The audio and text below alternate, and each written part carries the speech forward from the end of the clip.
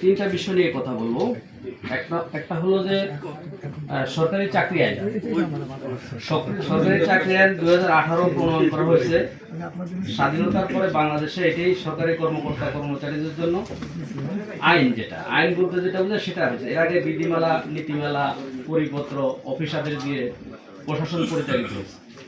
কিন্তু এই আইনের 39, 40, 41 এবং 42 এই চারটা ধারায় কর্মকর্তাদেরকে ব্যাপক সুযোগ সুবিধা দেওয়া হয়েছে। যে সুযোগ সুবিধা বলে তারা স্বেচ্ছাচারিতা, দুর্নীতি, অনিয়ম, ক্ষমতার অপব্যবহার করে থাকে।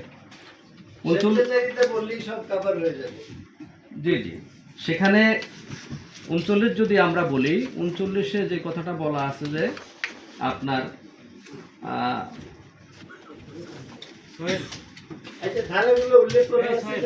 জি জি, এই ধারাগুলোর পরিবর্তন দরকার। এখানে সংশোধন দরকার। এখানে অনিয়ম করলে, কোটি কোটি টাকার অনিয়ম করলেও তার চাকরি যাবে না। এবং বিদেশি নাগরিকত্ব যদি কোনো কর্মকর্তা গ্রহণ করেন, তার বিরুদ্ধে বিভাগীয় মামলা করা যাবে না, এটা বলা আছে সেখানে। এবং সেখানে আরেকটা অস্পষ্টতা আছে, যারা পিআর, পার্মানেন্ট রেসিডেন্ট বিদেশে নেয় বা গ্রিন কার্ডধারী, ওই বিষয়টা নাই, শুধু বিদেশি নাগরিকত্ব শব্দটা এই কথাটা বলা আছে, অন্য কোনো শব্দ বলা নাই। তো এইসব বিষয়গুলো সংযোজন করা সময়ের প্রয়োজন। এক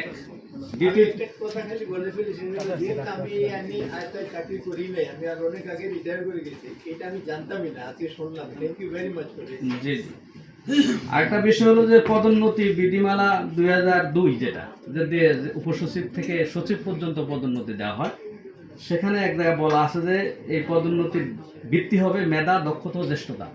কিন্তু আমরা বিগত সময় দেখছি যে আসলে যারা মেধাবী তারা এইটার ব্যাপারে আমি একটা সিক্রেট আমাদের আউট করে দিই, সেটা আমরা অলরেডি রিকমেন্ড করেছি, পরীক্ষা ছাড়া কেউ হবে না। পাবলিক সার্ভিস পরীক্ষা নেবে এবং 70 মার্ক না পেলে প্রমোশন পাবে। Thank you very much.